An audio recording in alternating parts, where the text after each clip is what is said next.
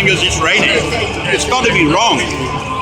We got, what's it, Greasy Bog, who claimed 350,000 to get to do up one of his fucking houses. You talk about the expenses scandal a few years ago. Absolutely. Yeah, 100% agree with you. All that. Yeah, absolutely. You know, you look at these guys and you think, you're taking the piss. Yeah. You're taking the piss out of my hard work. They are. No, we need to vote them out. Have you heard how the vote went today? No, I haven't. No. Well, they're not had a vote yet. I don't know. I haven't heard. I heard they were having it between 10 and 11. That's what I heard, but that's... Land of the free.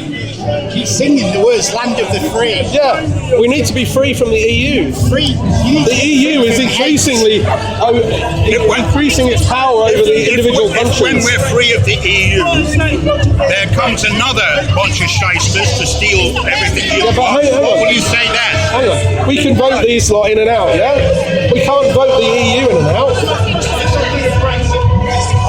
If voting changed anything, got a banned it a long time ago. No, I agree with that.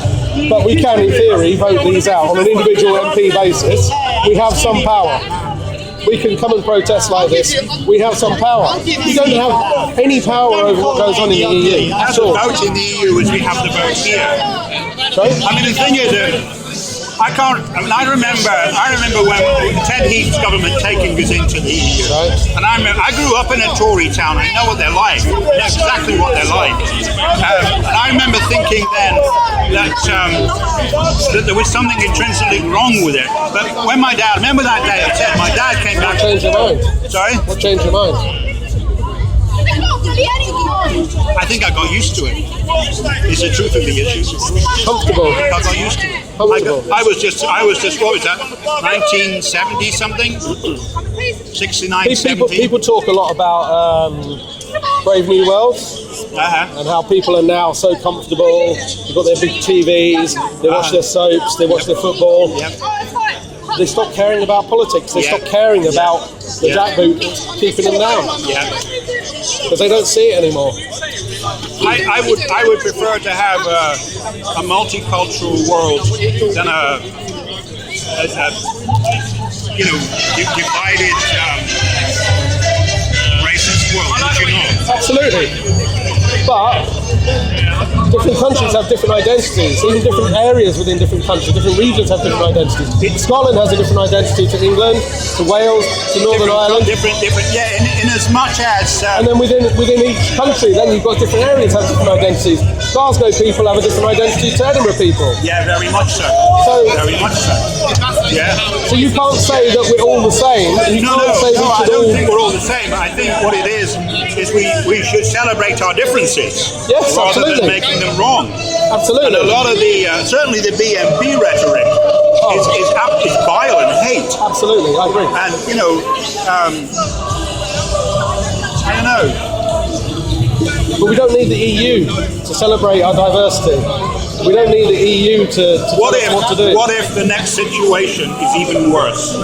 I don't imagine that the next 5 years or so, should we leave this ridiculous scenario, should this ridiculous scenario manifest itself, I don't think the next 5 years are going to be, wonderful for the worker in this country. No, I don't either. They're going to be wonderful for those people who don't pay their taxes. It's going to be wonderful for them. I agree, but the thing is, this is not an economic decision. Leaving the EU is not an economic decision. It has, I would say, it has an economic impact, but I don't think it's an economic decision. It certainly isn't for me. It's more an issue of freedom and sovereignty and the ability to control what happens in our country by the power of our vote. And the whole thing that's happened since the referendum has just shown me that my vote has no power. Until Brexit is delivered, my vote has no power. We effectively have no democracy right now. What if, just a proposal, what if, after Brexit, you realise, and after, obviously not immediately, but over a period of time, you discover that it isn't what you thought it was going to be. Well, just like when we joined, yeah. Yes, what then? That's what democracy is. We deal with it as it happens, just like we did before. So for me, it's not it's not an economic decision to leave. It's a political, it's a personal, it's a freedom, it's the best thing for our country. sovereignty. I disagree. I totally disagree. But I don't understand why people say it's a racist thing, because for me it's not about race at all. There's a lot of the government the Tories played the race card, didn't they? When? They talked about, it will stop the immigrants coming in. I mean, my God, play the race card. They knew which buttons to push. Hang on. Stop. They didn't say they would stop immigration. They say it would stop free movement of people from the EU. Isn't that the same thing? One's a subset of the other. But essentially, it's the same parcel, isn't it? No, because it's one is at a greater level of detail Wouldn't than you the agree other. that it came out of the same camp? I don't understand what you mean. The concept of let's go back to Enoch Powell. Immigration is an economic decision. Yes. Let's go Okay. Back to Enoch Powell and his Rivers of Blood speech. Don't know it. Well, I've heard of it, but I don't know what he said. He was probably, he'd have made a good Nazi. Right. No doubt about it, he made a good Nazi. And he said, if we have immigrants coming in all the time, we will have rivers of blood. That was one of it. And the Tories. What did he mean by that? He meant Did he there'll mean be the riots Civil in War? the street. Yes, Riots? very much. Right. But his intent, but what he was intimating, if you will, he was in a covert way. He was saying, from the immigrants, they will bring the rivers of blood. That's what everybody read from it. Right. Which, when you hear that speech, you think you read between the lines. He's not saying too much. That isn't. It was vile. It was vile. Right. And the Tories at the time had one of their election scenarios was elective motifs that they put up in people put up in their windows. Vote Labour if you want one living next door to you. One what? An immigrant. Right. Well, then you see that was the 60s. A lot of Africans were coming in from Jamaica and what have you. So this was a Tory thing. Vote Labour if you want one coming in, want one living next door to you. Hate. Yeah, but when was that? That was the 60s. That's the 60s. That's a long time ago. I know. The country's not like that anymore. Isn't it? No, I don't think so. I photograph a lot of rallies. I photograph a lot of rallies up in Scotland, and there's a lot of BNP rallies. I think they're called the STL up there. Never heard of it. Right, anyway. Race hate, full of race hate. Really vile. I mean, really, really vile. Well, we hope to keep them marginalised and on the outskirts of the discussion, because we don't. But the thing is, what happened when when Nick Griffin went on Question Time? It destroyed the BNP. As the sunlight was shone on it, everybody could see how bad they were, and that was it. They lost. They disappeared almost. I mean, maybe you're saying they're still around somewhere, but they're not a force in politics now, are they? Yeah, the Brexit Party. It's not the Nigel BNP. Farage was in the BNP when he was a young lad. Really? Yeah, But they don't have those views now, do they? very covert. It's easy to look polite, isn't it?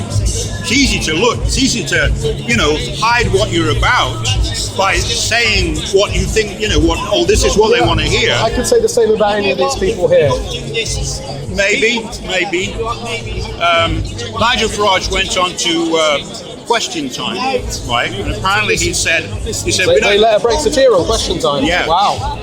This doesn't happen very often. No, they had the Brexit Party on last Thursday. I'm joking. So I haven't seen yet. They had somebody did some stats, and it was something like 75 or 80% Remainers on Question Time guests. Well, in Scotland they plant the Unionist guys in the audience and what have you. But anyway, Nigel Farage was on Question Time, and he says one of the issues is, I quote verbatim, right? He says, Albanian paedophile gangs. That was his phrase. Is that a racist comment? Of course it is. Why is it racist? Because then Joe Schmo in the audience, who doesn't have a clue, who's easy to push their buttons, play the race card. Albanians are paedophiles. No. You're taking a leap from what he actually said to something else. This is what I was saying about being covert. What he intended to say. That was a man who's BNP born and bred. That's the kind of thing that the BBC do. That's programming language that the BBC do. He said it. The BBC didn't say it. He said it. He sat there and said it. You could probably say there's paedophile gangs from everywhere. There's paedophile gangs from the UK. Yeah. Yeah. And they all need to be dealt with. Yeah. And I dare say there's a few of them in there. Oh, absolutely. That list was lost. Theresa May lost the bloody list. My time as a photographer, I've seen some pretty hairy things. Leon Britton, for instance, he was found innocent. Oh, no. I've seen pics of him in a maid's uniform with a little naked boy on his kneecap. Have you got a copy? No, because I don't want, it's not my picture. But yeah, I've seen it. Send a picture, if you can get the owner of the picture to send a copy to WikiLeaks, perhaps. Well, maybe it could get out there. He's dead now, what can you do? He's dead, he got away with it. Yeah, but there's not necessarily the fact of him getting away with it, it's the fact that it may implicate other people. And it will show that there was some truth in the allegations. There's and if they were telling the truth about him, maybe they're telling the truth about other people. Oh, for sure. Gravel Janner, Ted Heath, paedophile Prime Minister. There's an awful lot of smoke for there to be no fire. It's very hard to believe there wasn't any fire. Because they didn't believe the kids that when they were adults, when they came forward. Have you heard of Melanie Shaw? No. Google Melanie Shaw. She was in a children's home in, I can't remember the name of it now, in Nottingham. Sorry, I can't remember the name of it. But she became a whistleblower. She'd seen all kinds of things happen. And she was being put in prison. And she's currently now in Rampton Secure Mental Hospital. They're keeping her locked up so that she can't spill the beans. Doesn't surprise me. Google it. Look Doesn't it up. surprise me. Melanie Shaw. Yeah. So it destroyed her mentally as well. Yeah, it doesn't surprise me. Yeah. They used to do a lot of that in the 50s and 60s because they had a lot of heavy drugs around, psychotropics. Yeah. And used to, that's what these. Where do you fucking start, Where you start is you bring the power back to this country so that we can vote these politicians out and get some better ones in. So we need to leave the EU because we can't. Unless we leave the EU, we don't have any control over our government really. They just tinker around at the edges in here. It's the EU that really makes all the rules. If the Tories had said we're leaving the EU because we want to create a tax haven, then what? Then what would the people have said? That would have been a very different discussion, wouldn't it? Huh? That would have been a very different discussion. Yeah.